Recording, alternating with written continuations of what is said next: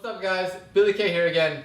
First off, I really want to say thank you to you guys for commenting on my videos, giving me suggestions, really helping me out with making some of these videos and kind of giving me more ideas.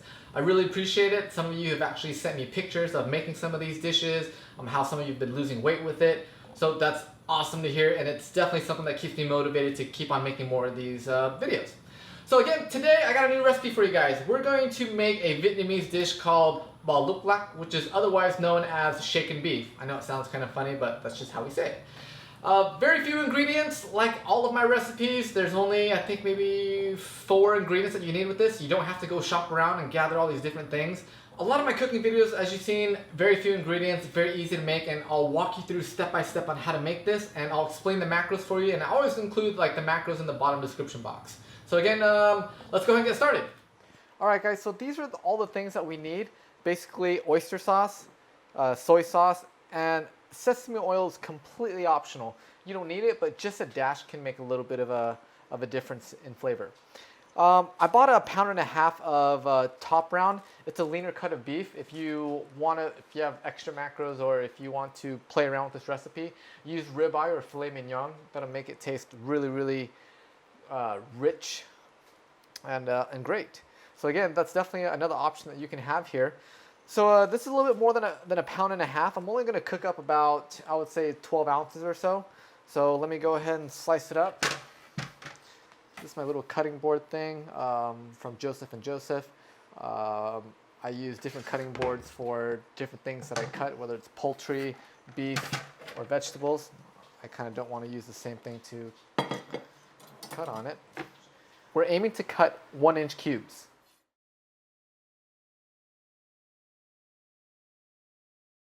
$12 ounces, that's going to be about 2 servings, or however much you eat. Now here's the thing about lean beef, is it's not as soft and tender as ribeye or filet.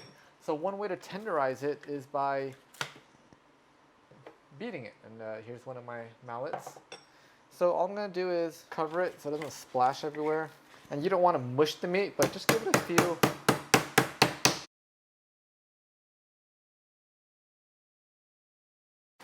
And I'll flip it and do the same.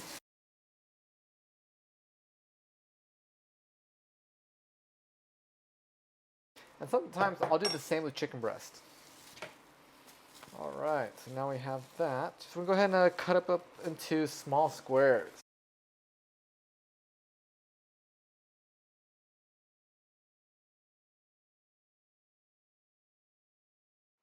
And also with beef, the less white it has, the less fat it has. That's one way of knowing how lean beef is. So as you can see with this one, there's not much fat in it.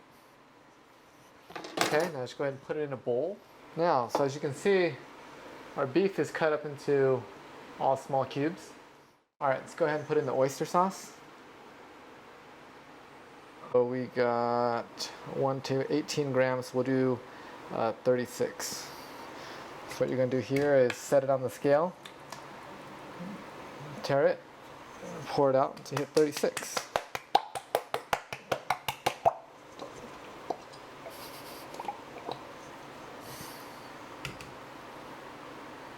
-40, close enough. Then I added some soy sauce. I just got this today. Just a few splashes. That's it. I'm not too concerned about sodium, just as long as I drink enough water, which is approximately, what, 2/3 of your body weight in ounces. And just a splash. Oh, that's it. That's it. And then let's go ahead and mix it all up. Now here's the thing.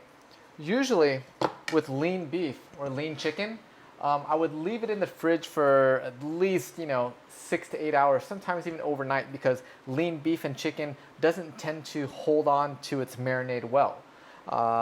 So again, because I'm just kind of recording this right now and pretty much just eating right after this, I'm not going to marinate it too long, but I know it's not going to be as rich, and I'm perfectly fine with that.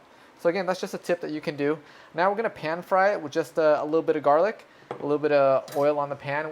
Most likely I'll use the spray oil to really reduce the fat. And that is all you need. All right, so let's go ahead and start by Spraying a little bit of oil here onto the pan. Usually beef tends to have a little bit of fat in it already, so you don't have to put too much oil. But let's go ahead and add a little bit of garlic.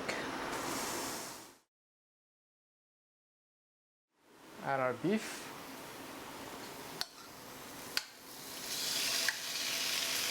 Now beef I generally cook on a higher heat.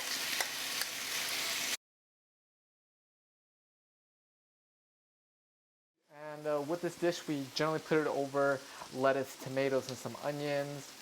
For me, I just tend to use spinach a lot. So spinach, tomatoes, and onions is going to be my choice. I'm just going to give it a few minutes. Should take around 3 to 5 minutes to cook. And after that, you are done.